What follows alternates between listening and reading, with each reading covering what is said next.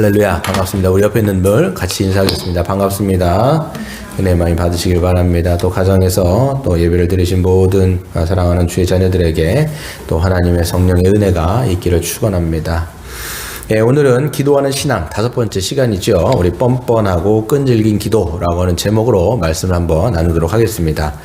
오늘 이제 누가복음 11장 요거 우리가 정해진 본문을 좀 구조를 좀 잡아보면요. 우리가 알고 있는 이제 주기도문이 나옵니다. 그래서 예수님께서 이제 한 곳에 이제 기도하러 가셨을 때 제자들 중에서 이제 하나가 물어보죠. 여기서 보면 이제 주여 요한이 자기 제자들에게도 기도를 가르친 것 같이 우리에게도 기도를 가르쳐 달라 이렇게 얘기합니다. 근데 여기서 요한은 이제 세례 요한을 얘기하는 거죠. 그 당시에 보면 바리새인들도 기도문이 있었고 뭐 세례 요한도 기도를 자기 제자들한테 가르쳐줬죠. 그러니까 예수님의 제자들도 우리도 저런 사람들처럼 저런 그룹들인 거죠. 우리에게도 기도를 좀 가르쳐 주십시오라고 얘기했을 때 그러므로 너희는 이와 같이 기도하라 라고 말씀하신 게 바로 주기도문이죠. 주기도문은 이제 공간복음에 여러 곳에서 실렸습니다. 우리가 가장 대표적인 본문이 이제 마태복음 7장에 보시면 그러므로 너희는 이와 같이 기도하라 이렇게 얘기하죠. 주기도문이 있는데 오늘도 이제 1절부터 4절까지가 주기도문이에요. 근데 마태복음하고 좀 비교해 보시면 짧아요. 그래 약간 생략된 부분도 있고 그래서 좀 요약적으로 되어 있습니다. 근데 이제 주기도문을 보시면 기도의 내용을 얘기하시는 거예요. 그러니까 모든 종교에는 기도가 있지 않습니까? 그렇기 때문에 기독교, 그러니까 예수님을 믿을 때 우리가 믿는다라면 하나님의 자녀라면 무엇을 놓고 기도해야 되느냐? 이게 참 우리에겐 고민인데 사실 주기도문을 여러분이 잘 보시면 거기에 기도를 무엇을 우리가 해야 되는지를 자세하게 나와 있습니다. 보시면 이제 하나님의 이름에 대해서 얘기해요. 하나님의 이름이 거룩히 여김을 받으시면, 그러니까 하나님의 이름에 대해서 우리가 기도해야 되고요. 그다음에 하나님의 나라가 임하시오며, 그러니까 하나님 나라를 위해서 우리가 기도해야 되고, 하나님의 뜻이 하늘에서 이루어진 것 같이 이 땅에서도 이루어지다. 그러니까 하나님의 뜻에 대해서, 하나님의 이름, 하나님의 나라, 하나님의 그 뜻, 이거에 대해서 이제 하늘에 대해서 기도를 하고, 그 다음에 이제 이 땅의 것들, 일용할 양식, 매일매일 우리에게 하나님께서 주시는 만나와 같은 양식을 주실 것들을 기대하고 확신 가운데 기도하는 것, 그 다음에 용서. 그러니까 하나님께서 우리를 용서하신 것처럼 우리도 다른 사람을 용서할 수 있도록 하나님 도와주십시오라고 하는 그 용서가 있고요. 그 다음에 우리를 시험에 들지 말게 하시고 악에서 구하옵소서. 그러니까 우리가 수많은 유혹들이 있는데 이 유혹 가운데 이 미혹 가운데 시험에 빠지지 않게 하시고 우리를 다만 악에서 구해달라고 하는 이런 기도들이 주기도문에 들어있어요. 그래서 여러분들이 기도를 어떻게 해야 될지 명확한 거는 바로 주기도문에 다 들어있다. 그렇다면 오늘 이제 마태복음하고 조금 달라지는 게 있어요. 기도하는 내용을 이제 주기도문에서 이야기했다면 5절부터 8절까지가 그럼 어떻게 기도할 거냐? 기도의 태도와 자세입니다. 이건 마태복음에 나와 있지 않아요. 그러니까 누가복음에만 특별히 예수님께서 비유를 통해서 어떤 방식과 자세로 기도를 해야 되는지를 말씀하시고 그 다음에 9절부터 13절 이제 명령이죠. 너희는 구하고 찾고 두드려 이럴 때도 두 번째로 기도가 어떤 자세를 가지고 기도를 해야 되는지를 말씀하셨다라는 거죠. 오늘 설교 전체를 제가 말씀드렸는데 무엇을 기도해야 되느냐? 어떻게 기도해야 되느냐? 어떻게 기도해야 되느냐? 이렇게 우리가 나눠볼 수가 있다라는 것이죠. 오늘 기도의 자세에 대해서 저는 더 방점을 찍을 거예요. 5절부터 13절까지가 오늘 설교의 메인 내용들입니다. 한번 볼게요. 이 비유의 내용을 보시면 어떤 비유냐면 이제 온 가족이 이제 잠이 들었어요. 다 잠을 자고 있죠. 아내도 자고 있고 아이들도 다 자고 있고 이제 한 방에서 같이 자고 있습니다. 근데 이제 밖에서 이제 막 문을 두드리는 거예요. 막 문을 두드리면서 막 문을 열어달라고 얘기하는 거죠. 나가봤더니 친구예요. 친구가 한밤중에 온 거예요. 그러니까 어떻게 보면 우리가 생각할 땐 결례라고 생각할 수 있죠. 여러분 11시, 막 10시 이렇게 여러분 집에 막 찾아가고 친구라도 막 찾아가가지고 문을 두드리면 좀 놀라거나 얘가 왜 이러나 이렇게 생각하지 않겠습니까? 당연히 그런 시간에 찾아온 거예요. 그래가지고 딱 하는데 왜 찾아왔냐 물어보니까 이제 문을 두드렸던 친구가 뭐라고 얘기냐면 자기 집에 갑자기 여행을 하다가 한밤중에 찾아온 친구가 있다라는 거예요. 그러니까 그 친구에게 지금 이제 뭔가 음식을 줘야 되는데 음식을 줄 게 없다 내가. 그러니까 내가 생각할 때는 당신이 음식을 좀 갖고 있을 것 같아가지고 내가 찾아왔는데 떡 3덩이만 좀 달라 그러고 얘기합니다. 이제 이 떡 3덩이는 어느 정도의 분량이냐면 한 사람이 먹고도 이제 충분히 좀 남을 정도의 양을 얘기한다고 해요. 그러니까 그 정도의 떡 3덩이, 우리로 말하면 밥을 얘기하겠죠. 좀 음식을 좀 달라 이렇게 요청을 한 거예요. 그런데 이제 예수님 뭐라고 말씀하시냐면 이제 잠을 자다가 나온 친구가 어떻게 반응할까? 여기서 뭐 7절. 그가 안에서 대답하여 이르되, 그러니까 밖에 있고 이 사람 안에 있는 거예요. 나를 괴롭게 하지 말아라. 문이 이미 닫혔고 아이들이 나와 함께 침실에 누웠으니 일어나 너에게 그 떡을 줄 수 없다고 하겠느냐? 안 그렇다라는 거죠. 오히려 8절. 내가 너희에게 말하노니 비록 벗됨으로 즉 우정됨으로 인하여서는 일어나서 주지 아니할지라도 그가 간청함을 인하여서는 일어나 그 요구대로 줄 것이다라는 거예요. 줬다라는 거 안 줬다라는 거예요? 줬다라는 거죠. 예.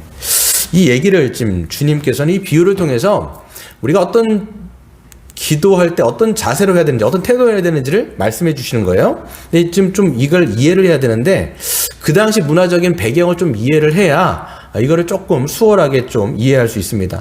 예수님이 당시에 그 사람들에게 이야기했을 때는 자신들의 문화였기 때문에 이런 거구나 알 수 있지만 우리는 한국 그 다음에 2000년 이후에 사는 지금은 굉장히 문화가 많이 바뀌었기 때문에 좀 바로바로 이런 이야기들이 우리에게는 좀 다가오지 않을 수가 있다는 거죠.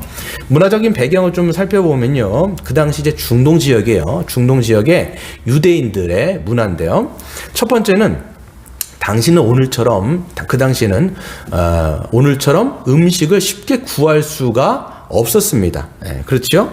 그러니까 뭐 지금이야 마트라든지 슈퍼라든지 그냥 밖에 나가면 음식을 구할 수 있지만 그 당시에는 그렇게 음식을 구할 만한 데가 없을 뿐만 아니라 대부분의 집은 그렇게 잘 사는 데가 아니기 때문에 그냥 하루 정도 먹을 치의 빵을 구워 놓는 정도인 거지요.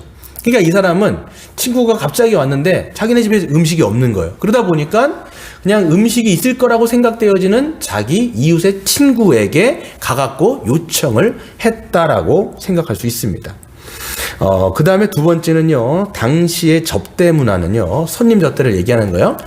굉장히 놀라울 정도의 접대 문화를 갖고 있었습니다. 그러니까 중동 지역, 그 당시의 중동 지역 보시면 이 당시에는 손님 대접은요 중요한 덕과 연결이 돼 있어요. 그 사람의 덕, 인격, 이거. 그렇기 때문에 우리가 손대접이라고 얘기하는데 손대접을 잘하는 것이 덕스러운 거예요. 반대로 손님 대접을 소홀히 한다거나 하지 않거나 이거는 부덕한 거예요. 그러니까 덕이 없는 걸로 여겨지는 문화가 바로 중동 문화지요. 제가 예전에 이제 그 영화 중에 하나가 뭐 여러분 안 보셨을 것 같은데 론리 서바이벌이라고 하는 그 영화, 실제적인 영화가 있어요. 그러니까 미국의 특공대들이 그 아마 해병대 하여튼 가가지고 이슬람권에서 전쟁을 치르다가 이제 거의 다 죽고 실제 있었던 일이에요. 한 사람만 살았어요. 한 사람만 살았는데 그가 어떻게 살았냐면 그 이슬람권에 이제 그 가족, 그러니까 한 집에 들어갔는데 그 당시에 문화가 뭐냐면 누가 그 원수라도 손님이 오면 이걸 잘 대접해야 되는 문화가 있는 거예요. 그러니까 그가 미군이라 할지라도 그 장인애들 뭡니까 이 시아파라든지 극단적인 이슬람 애들이 죽이려고 했을 때 그 사람으로부터 보호해주는 장면들이 있었어요. 그래서 그 사람은 한 사람만 살고 다 죽었어요. 그런 이야기들을 보면 중동 자체가 이런 손님 접대가 굉장히 어떻게 보면 이제 덕과 연결돼 있고, 우리 성경에서 보시면 아브라함이 부지 중에 천사를 영접했다라고 얘기하지 않습니까? 천사로 몰랐어요. 그냥 나그네인 줄 알았고 그를 대접했다라는 얘기가 이제 히브리서에서도 이야기하는 것처럼 굉장히 이제 이 접대 문화는 아주 놀라울 정도였다라고 얘기할 수가 있습니다. 세 번째는 당시는 이제 전화나 뭐 다 알고 있는 것처럼 이메일이 없었죠.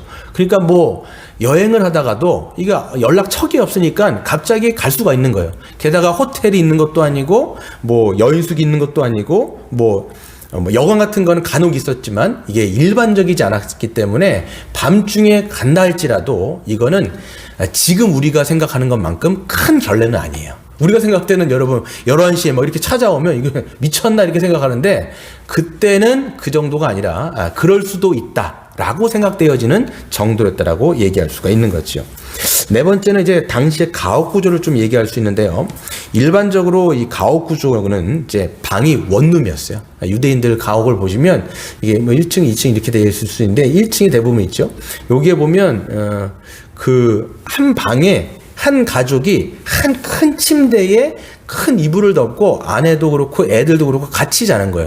그러다 보니까 밤중에 자다가 뭔가 부시럭거리거나 일어나가지고 뭔가 여기서 지금 보면 빵을 주려고 왔다 갔다 그러면 다 식구들이 깨야 되는 그런 난처한 상황이 될 수 있다라는 것들을 우리가 생각해 볼 수가 있는 것이지요. 이런 이제 문화적인 배경을 안다라면 비유를 우리가 조금 생각해 볼 수가 있어요. 그렇다면 먼저는 밤중에 친구의 방문을 받은 사람은 어떤 상황일까? 이 사람도 자고 있었는데 갑자기 친구가 온 거예요. 여행하다가 갑자기 왔는데 자기에게는 이 친구를 대접할 만한 음식이 없지요. 그러다 보니까 이제 양자택일을 해야 되는 거죠. 어떤 양자택일일까요? 네. 손님 접대가 중요하기 때문에, 무엇보다도 중요하기 때문에 이 친구를 대접하기 위해서 누군가 음식이 있을 것 같은 그 친구가 자는 것을 알지만 깨워서라도 양해를 구해서라도 이 친구를 대접하는 하나의 방법이 있는 거예요. 아니면 어떻게 될까요? 그냥 왔지만 야 음식이 없다 미안하다 내가 못하겠다 이렇게 할 수도 있죠. 그렇다면 이제 어떤 거냐면 이제 손님을 소홀하게 대접했다라고 하는 그런 이제 비난을 면치 못하겠죠. 그러다 보니까 이 사람은 이 중요한 것 손님을 대접하는 것이 중요하기 때문에 깨워서라도 지금 가갖고 간청을 한 거예요.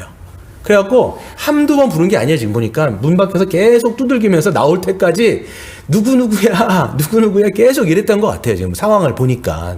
그러면 이제 방 안에서 잠자는 친구도 마찬가지겠죠. 갑자기 잠자다가 문을 하도 두들기니까 나가보니까 이 친구가 뭐라고 얘기하냐면 손님을 좀 대접해야 되니까 떡 좀 세 덩이 좀 줘. 마치 맡겨놓은 것처럼 얘기를 한단 말이에요. 그럼 이 친구도 어떻게 할 수 있냐면 첫째는 손님 대접이라고 하는 그 당시의 문화적 배경이기 때문에 그렇구나. 손님 대접이 중요하기 때문에 내가 가족들이 깨는 그런 난처한 상황이 벌어진다 할지라도 내가 이 친구를 위해서 음식을 줘야 되겠다라고 하는 거나 아니면 여기서 이야기했던 것처럼 왜 이렇게 나를 괴롭히냐 귀찮게 다음에 하자 이렇게 할 수도 있지만 그 당시 문화적인 배경이 바로 손대접이라는 중요한 명분이 있기 때문에 어떻게 하는 겁니까? 두 사람 다 어떻게 돼요?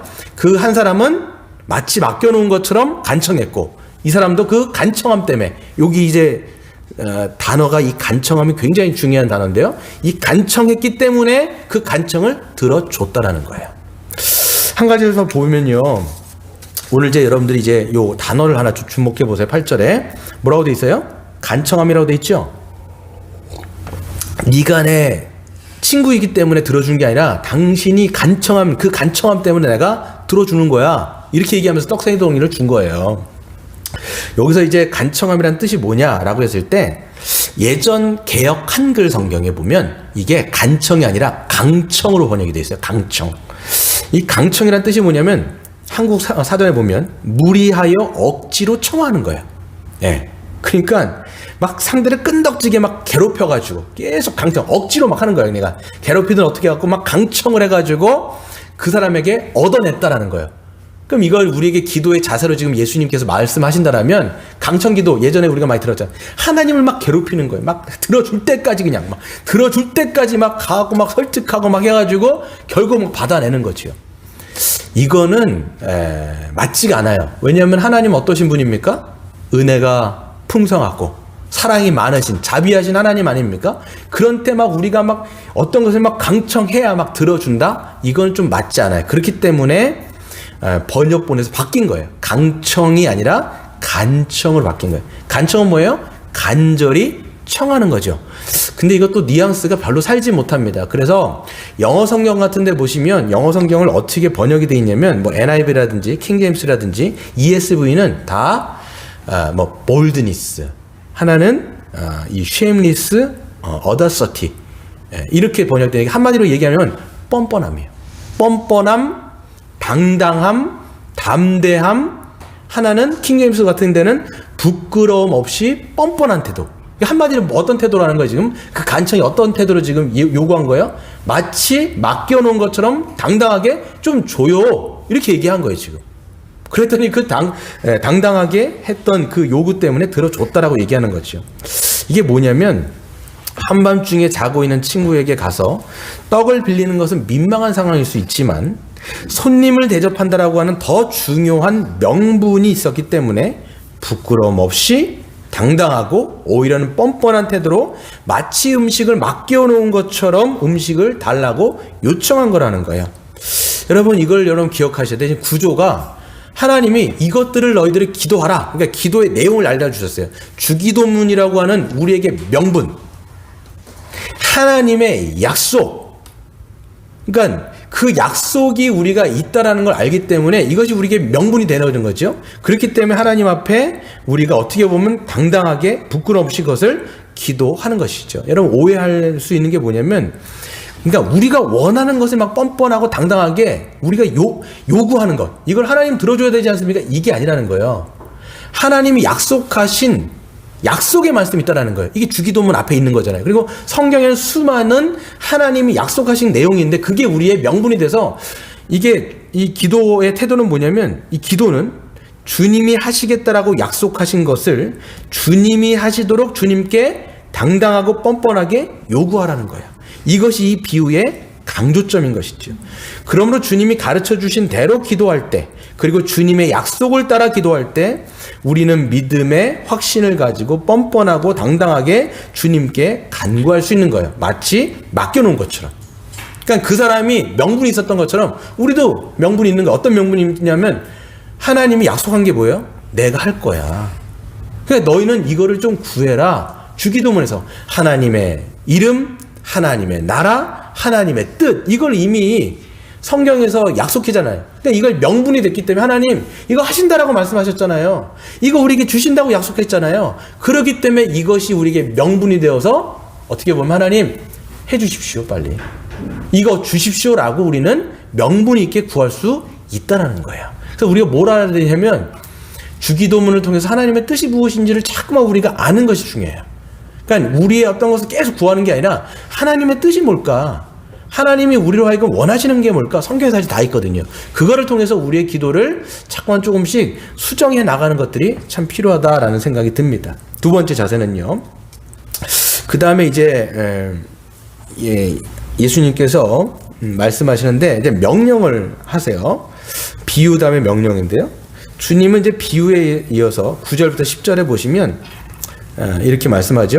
내가 또 너희에게 이르노니 구하라 그러면 너희에게 주실 것이요, 찾으라 그러면 찾아낼 것이요, 문을 두드리라 그러면 너희에게 열릴 것이니 구하는 이마다 받을 것이요, 찾는 이는 찾아낼 것이요, 두드리는 이에게 열릴 것이니라 라고 명령하시면서, 이 명령을 주시면서 약속하신 거예요. 이게 약속 있는 명령인 거예요. 여기서 보시면 구하고 찾고 두드려라, 이게 이제 어떤 시제냐면 헬라어로 보면 이제 현재 시제입니다. 헬라어에서 현재 시제는 어떤 의미가 담겨 있냐면 지속적으로 라고 하는 거예요. 그러니까 어떻게 번역할 수 있냐면 계속해서 구하고 계속해서 찾고 계속해서 두드리라는 거예요. 네. 그러니까 지금 이 친구가 어떻게 가갖고 친구에게 했냐면 나올 때까지 계속 두드리는 거예요. 야 친구야 나와라, 친구야 나와라, 나 이거 좀 줘라, 이거를 갖다가 한 번 하고 끝난 게 아닌 거예요. 나올 때까지 한 거예요. 나올 때까지. 그러니까 기도를 어떤 방식으로 하는 거냐면 지속적으로 한 번 하고 막 안 되나 보다, 이게 아니라는 거예요. 지금 하나님의 명분이 있는 거, 하나님의 약속이 있는 것은 계속 구하고 찾고 두드리는 거예요. 그럴 때 어떻게 돼 있어요? 답이 하나님이 너희가 받을 것이요 너희에게 열려질 것이다. 이 두 가지는 보면 수동태로 돼 있어요. 누가 주권, 누가 키를 갖고 있는 거냐면 하나님이 주실 거고 하나님께서 열어주실 거라는 거예요. 그렇기 때문에 이것들을 우리가 볼 수가 있는 거죠. 다시 말해서 앞에서 기도의 자세를 교훈할 때는 뻔뻔하고 당당한 태도로 강조했다라면 뒤에 있는 명령은 어떤 걸 강조하냐면 끈질기게 하는 것을 강조하고 있는 것이죠. 저는 근데 이게 다르지 않아요. 뻔뻔하려면 끈질기려면 뻔뻔해야 돼요. 그렇지 않아요? 뻔뻔하지 않은데 여러분 끈질길 수 있어요? 뭔가에 자기가 확신이 있을 때, 뭔가에 대한 확신이 있을 때 뻔뻔하게도 할 수 있고 끈질기게 계속 할 수 있어요. 근데 그게 없으면, 확신이 없으면 안 나오면 에이 이렇게 된단 말이에요. 근데 예수님께서는 하나님의 명분을 가장 먼저 주신 다음에 그것을 확신하고 너희는 하나님께 뻔뻔하고 끈질기게 계속 구하라고 우리에게 말씀하고 있는 거지요. 그러니까 여러분, 아까도 말씀드린 것처럼 뻔뻔하고 끈질기게 기도하려면 명분이 있어야 돼요. 그 사람이 뻔뻔하게 간청할 수 있었던 것, 끈질기 간청할 수 있었던 것은 그에게 손님 대접이라고 하는 명분이 있었기 때문입니다. 마찬가지로 우리도 주님의 약속의 말씀이 있으면 뻔뻔하고 당당하게 끈질기게 기도할 수 있어요. 근데 이제 우리 욕심에서 나오는 것들이 있을 때, 우리 욕심에서 나오는 것들을 구할 때면 사실 확신이 없어요. 들어주실까? 내 욕심 같기도 하고. 그럴 때는 확신이 별로 없어요. 그러니까 기도하다 보면 이게 확신이 생기는 거죠. 아, 이거는 정말 하나님께서 우리에게 약속하신 게 맞구나 라는 것을 알 때는 거기에서 믿음도 생기고 확신도 생기기 때문에 뻔뻔하고 끈질기게 기도할 수가 있는 것이죠. 그 다음 우리는 이제 무엇을 가장 뻔뻔하고 당당하고 끈질기게 간구할 수 있을까 보게 되어지면 주님은 결론으로 말씀을 주시는데 11절부터 13절이죠. 한번 읽어볼까요? 같이 시작. 너희 중에 아버지가 된 자로서 누가 아들이 생선을 달라 하는데 생선 대신에 뱀을 주며 알을 달라 하는데 정갈을 주겠느냐. 너희가 악할지라도 좋은 것을 자식에게 줄 줄 알거든 하물며 너희 하늘 아버지께서 구하는 자에게 성령을 주시지 않겠느냐 하시니라. 아멘. 그렇죠. 이 보시면 육신의 아버지와 하늘 아버지를 이제 비교하는 거예요. 근데 육신의 아버지도 너희 중에 아버지 된 자로서 누가 아들이 생선을 달라고 하는데, 그러니까 뭐 얘기하는 거죠. 엄마, 저 오늘 점심 도시락에 생선 좀 싸주세요. 제가 생선이 먹고 싶어요. 이렇게 했는데 얘가 학교 가갖고 뚜껑을 딱 열어보니까 뱀 한 마리가 확 나와요. 이거 호러 무비 아닙니까, 여러분? 그렇잖아요. 우리 뭐 주명이나 주환이가 가갖고 지금 도시락을 딱 까먹으려고 그랬는데 독사 한 마리가 확 나와가지고 막 혀를 낼름낼름 거린다 그러면 얼마나 이게 호러 무비겠어요. 엄마, 저 오늘 계란이 먹고 싶은데 계란을 좀 주세요 했는데 딱 가보니까 정갈 한 마리가 들어있는 거예요. 왜 이 보면 이제 알하고 정갈이냐면 정갈이 몸을 이렇게 웅크러 있으면 동그래진대요. 그래갖고 알처럼 보이기 때문에 그 당시 문화 배경에 있는 거죠. 그러니까 우리가 딱 열어봤는데 계란이 아니라 정갈 한 마리가 그냥 꼬리를 이렇게 쳐들어갖고 그냥 독침을 쏘려고 한다 그러면 얼마나 깜짝 놀라겠어요. 육신의 부모들도 아무리 악한 부모들도 이 자기 자식에게는 좋은 걸 준다라는 거예요. 하물며 하늘 아버지께서는 얼마나 너희들에게 좋은 것을 주시겠냐라는 거죠. 근데 여러분 보시면요, 육신의 부모가 아무리 자기 자녀들에게 좋은 것을 주려고 한다 할지라도 사실 말해서 육신의 부모는 또 욕심이 있기 때문에 그러니까 아이들에게 가장 좋은 게 뭔지를 사실 잘 몰라요. 가장 좋은 게 뭔지도 모르고 그것을 또 줄 만한 능력도 없을 때가 너무 많죠. 너무 좋은 것을 주고 싶지만 또 능력이 없어요. 근데 하늘 아버지는 어떠시냐면 그분은 죄인도 아니고 가장 의로우시며 가장 선하시며 가장 거룩하신 분이에요. 그러니까 뭘 하냐면 우리 자녀들이 뭐가 가장 좋은 것인지 가장 좋은 선물인지를 하나님은 아세요. 아실 뿐만 아니라 그거를 주실 만한 뭐가 있어요? 능력이 있다라는 거예요. 그 능력이 많으시고 가장 선하신 하나님이 우리에게 가장 좋은 선물, 그게 뭐예요? 성령님이라는 거예요. 성령님. 예. 이게 마태복음에 보면 이제 대조가 아니라 비교가 되는데, 마태복음에는 그냥 가장 좋은 것으로 너에게 주신다 딱 돼 있는데, 누가복음에 딱 오면 그 가장 좋은 것이 누구냐면 바로 성령님이다. 아주 명시적으로 거기에 여기 지금 기록을 하고 있는 것이죠. 그러니까 우리가 가장 뻔뻔하고 당당하고 가장 끈질기게 하나님 앞에 구해야 될 게 뭐예요? 바로 성령님이라는 거예요. 성령님. 예. 그러니까 우리가 이렇게 생각할 때 가장 좋은 것을 주신다라고 생각했는데 성령님이에요. 그럼 사람들이 생각할 때, 왜 돈을 안 주시고, 왜 성공이라든지, 건강이라든지, 이런 걸 안 주시고, 돈, 건강, 성공. 한자만 틀리죠? 성공, 성령. 이게 다른데, 왜 굳이 이런 걸 안 주시고, 굳이 왜 성령님을 주신다 그럴까? 그게 무슨 가장 최고의 선물인가? 이렇게 생각하지만, 여러분, 하나님 편에 있어서 정말 우리에게 가장 필요한 것은 뭐냐면 성령님이세요. 왜 그러냐면, 왜 성령님이 가장 최고의 선물이냐면, 성령님을 준다라고 하는 건 누굴 준다라는 거예요? 하나님 자신을 주시는 것이기 때문에 가장 좋은 선물이라는 걸 우리는 확신하고 믿어야 돼요. 그렇기 때문에 가장 우리가 뻔뻔하고 당당하고 우리가 끈질기게 기도해야 되는 게 뭐냐면 성령님을 달라고, 성령을 충만하게 해달라고, 성령의 인도함을 달라고, 우리는 이것을 구하는 것이 가장 중요한 것이죠. 그래서 J.C. 라일이라고 하는 청교도 목사님이 이런 말씀을 하셨어요. 성령님은 의심의 여지 없이 하나님께서 사람에게 주실 수 있는 최고의 선물이다. 이 선물을 받음으로 우리는 모든 것, 생명, 빛, 소망, 그리고 천국을 소유하게 된다.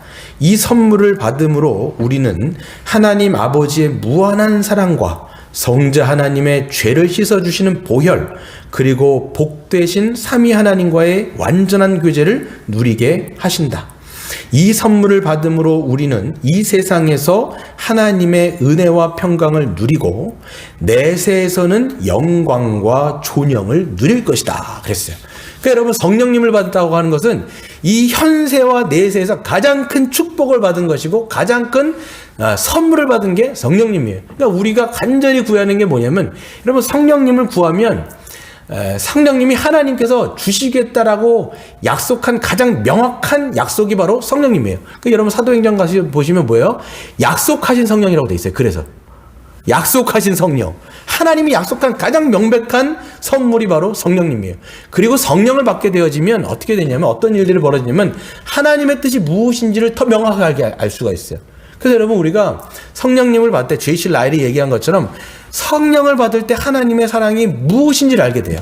성령님을 받을 때 예수 그리스도의 십자가의 보혈의 은총이 여러분의 영혼을 깨끗하게 씻어서 우리를 하나님 나라에 들어갈 수 있는 그런 완전하게 정결한, 아주 무흠한 그런 자로 우리를 만들어 주시는 거죠.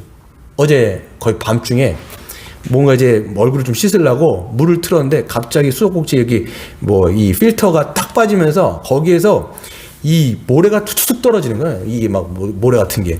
그래갖고 그때부터 제가 약간 이걸 뭐 씻으면서 밑에 이제 뭡니까, 세면대가 있으면 밑에 이제 관이 있잖아요. 이 관을 제가 이거 풀어가지고 좀 씻었어요. 막 씻었는데 보니까 시커먼 거예요. 막 시커먼 거. 그래갖고 물로 막 했는데 거기에서 뭐 시커먼 딱지들이 막 나오는, 막 딱지들이 시커먼 게. 근데 제가 생각해 보니까 뭐 거기다가 뭐 더러운 걸 부었을 리가 없고, 보면 우리가 침을 뱉거나 거기다가 뭐 이렇게 음식물 같은 거 뭐 좀 들어가지 않았겠어요. 근데 그게 변해가고 시커멓게 된 거예요. 시커멓게. 제가 생각해 보니까, 야, 내 몸은 어떤가 이렇게 생겼어요. 아마 뭔가 다 먹을 텐데 제가, 그러면 그것이 내 몸에 들어가고 얼마나, 이런 것들이 나중에 뭐 암이 되거나 혈액을 막히게 하거나 뭐 이런 거 아니에요. 몸도 그렇다면 우리의 영혼은 어떤다는 거예요. 우리 영혼을. 제가 그 밤에 어떤 생각이 들어요. 우리 영혼은 어떨까? 온갖 것들을 보고 온갖 것들을 말하고 온갖 것을 우리가 대할 때, 그럼 우리의 영혼은 얼마나 지저분해졌을까? 이거를 깨끗하게 하는 거는 방도가 없어요, 사실. 그렇지 않아요? 여러분의 영혼이, 여러분, 우리가 뭐 정말 돈 많은 사람들은 피를 한번 간다면서요. 정주영 사장, 예전에 회장도 막 자기 피를 한번 갈았다면서요. 우리 그럴 만한 능력 없잖아요. 그럼 우리 영혼 같은 건 어떻게 갈 거냐고요. 갈 방도가 없는 거예요. 누가 가는 거예요? 성령께서 우리 안에 오실 때, 예수 그리스도의 십자가의 보혈이 우리에서 적용되어질 때 우리의 영혼이 완전히 새롭게 거듭난다고요. 그런 것은 성령님께서 오시지 않으면 우리에게는 절대로 일어날 수 없는, 우리는 시커먼 것을 가지고는 하나님 나라에 절대 못 들어가죠. 왜? 하나님 나라는 완전하게 거룩하고 완전하게 의로우며 완전하게 선한 사람만 들어가는데, 성령 받지 않으면 우리의 영혼이 더럽기 때문에 못 들어가는 거죠. 그러니까 여러분, 성령이 우리로 하여금 이 땅 가운데서도 하나님 나라의 자녀로 우리를 거듭나게 할 뿐만 아니라, 성령이 우리 안에 들어오실 때 하나님의 뜻이 무엇인지를 알게 되는 거예요. 그러니까 여러분, 하나님이 우리에게 주신 게 뭐예요? 성령, 성경. 하나님의 약속하신 것들을 더 우리가 명백하게 알아서 그것으로 기도하게 만드시고, 그 하나님의 뜻대로 순종하게 하시고, 그 순종의 발걸음을 내디딜 때 쉴만한 물과 푸른 조장 가운데 우리에게 거닐게 하시고, 거기서 하나님 나라를 누리게 하시고, 교회로 살아가게 만드시고, 성령 충만하게 하셔서 우리로 하여금 이 땅에서 복을 누리게 할 뿐만 아니라 내세에서도, 우리가 우리의 목숨이 닿을 때, 우리의 마지막 호흡이 끝날 때, 우리 안에 성령이 안 계시면 우리는 하나님 나라로 성령께서 우리를 데려가시는 거예요, 여러분. 우리 안에 계신 성령께서 하나님의 품으로 우리를 데려가시는데 우리 안에 성령이 없다라면 우리는 그 나라에 들어갈 수가 없는 거죠, 여러분. 예. 그러니까 여러분 보시면 너희가 가장 끈질기게 가장 뻔뻔하게 구해야 될 것은 약속하신 성령이고 그 성령님을 통해서 하나님의 뜻이 더 분명하게 되어지고 그래서 우리는 더 기도를 하나님의 뜻대로 할 수 있다라고 말씀을 하는 것이지요. 우리가 말씀을 좀 정리하면서 마치도록 하겠습니다. 우리 적용하고 좀 마칠 텐데요. 우리가 뻔뻔하고 끈질기게 하나님께 간구한다는 건 뭘까? 다시 한번 생각해 보세요. 뻔뻔하게 기도하는 것, 끈질기게 기도하는 건 뭘까? 이걸 여러분 반대로 좀 생각해 보면요. 반대적인 부정적인 표현은 미적지근한 기도예요. 냉랭한 기도예요, 여러분. 그래서 이런 기도는 여러분 응답받지 못하는 기도예요. 이런 미적지근하고 냉랭한 기도는 자기도 하고 자기도 잊어버려요. 그렇잖아요. 냉랭하고 미적지근한 기도는 나도 그냥 이게 뭐 말로 했지만 나도 잊어버리는 거예요. 왜? 중요하지 않거든, 자기에게. 별로 중요하지 않으니까 그냥 한번 말하고 끝나는 거지요. 그러니까 우리가 어떤 문제가 발생했을 때 막 우리는 그 문제에 대해서 하나님께 막 기도하잖아요. 물론 문제가 발생해도 기도를 안 하는 분들이 있어요. 이런 분들은 거의 실천적 무신론자라고 볼 수 있어요. 여러분 생각해 볼 때 그냥 종교적인 행위를 하는데 실제적으로 하나님이 있다라는 생각, 하나님이 나의 삶 가운데는 전혀 상관이 없다라고 생각하시는 분들은 이걸 우리가 신학적으로는 실천적 무신론자들이에요. 그러니까 기도를 안 한 것보다 기도해야죠. 근데 내가 문제가 어떤 것들을 직면했을 때 막 그렇기 때는 기도하는데 오히려 어떻게 보면 하나님의 약속을 따라서 우리가 기도하는 것, 하나님의 뜻에 따라서 기도하는 것, 우리 어떤 가정을 위해서, 교회를 위해서 정말 하나님의 나라와 이름과 그 뜻을 위해서 우리가 얼만큼 기도하는지. 그러니까 내 욕구를 위해서는 막 기도하는데 만약에 그런 하나님의 뜻에 대해서는 내가 넉넉 좀 미적지근하거나 냉랭하다라면 그것이 우리의 영적인 어떤 신앙 상태라고 여러분 생각할 수 있어요. 한번 좀 더 들어가 보면요. 여러분 가족 구원, 여러분 가족 구원 어떻게 생각하십니까? 우리가 이제 이게 여러분의 자녀가 될 수 있고 부모가 될 수도 있고 여러분의 지체들이 될 수 있단 말이에요. 근데 여러분 우리가 이 가족 구원에 대해서 어떻게 생각할까? 여러분 이 영혼 구원에 대해서는요. 하나님의 약속에 약속이 있을까 없을까요? 있어요. 보시면 사도행전에서도 보면 주 예수 그리스도를 믿어라. 그리하면 너와 내 가족이 구원을 얻을 것이다. 말씀하고 있고 디모데전서 2장에서도 보면 하나님은 모든 사람이 진리에 이르러 구원받기를 원하신다. 약속 있는 말씀이에요.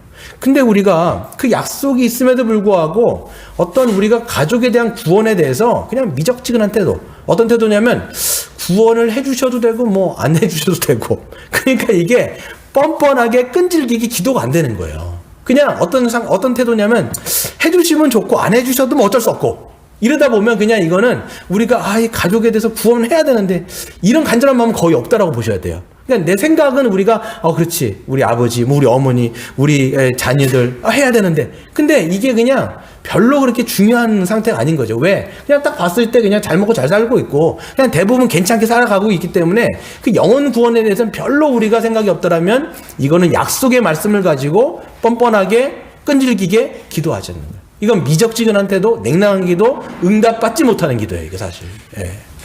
우리가 기도도 마찬가지입니다. 가정뿐만 아니라 우리가 교회를 놓고 기도할 때도 하나님의 약속이 있잖아요. 이 교회에 대해서 하나님의 약속이 있잖아요.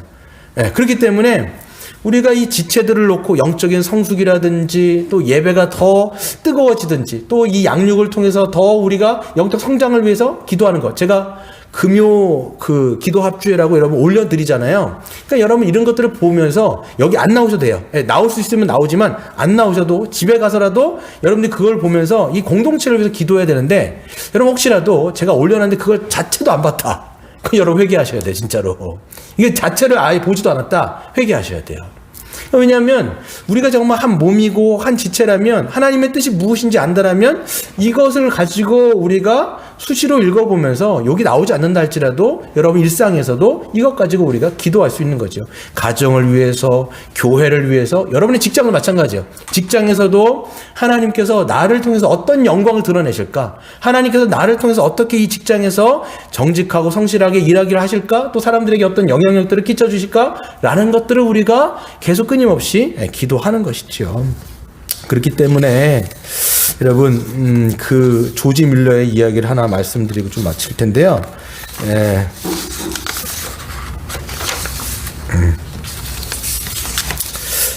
그렇죠.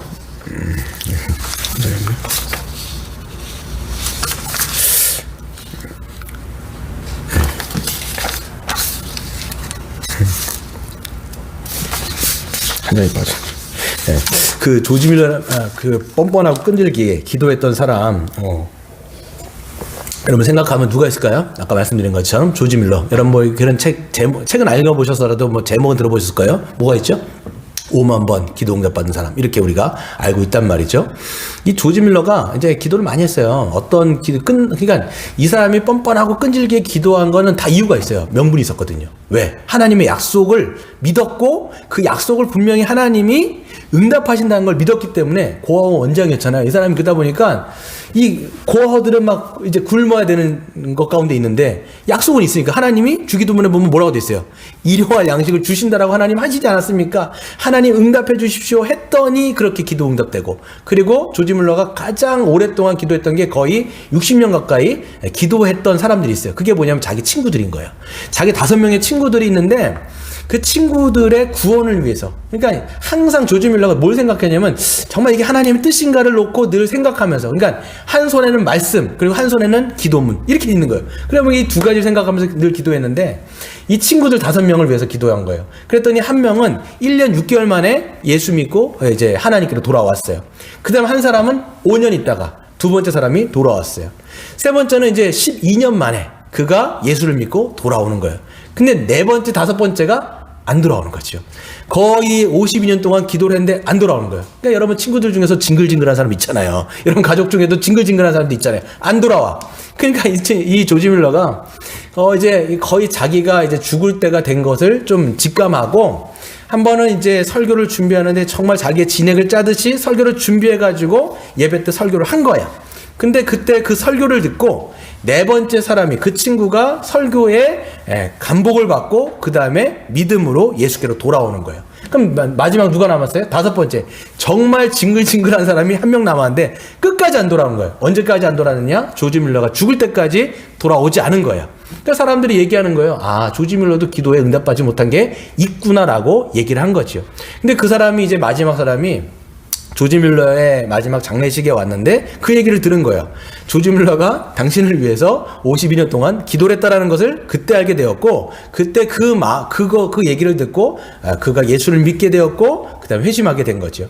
그리고 나서 그게 끝이 아니라 그 사람이 온 영국을 다니면서 뭘 하게 됐냐면 이 조지 밀러의 응답이 자기를 통해, 자기가 마지막 응답이었다. 그러니까 이 하나님께서 조지 밀러의 기도를 다 응답해 주셨다라고 그렇게 간증을 하고 다녔던 사람이 마지막 사람이다라고 얘기를 할 수 있는 것이죠.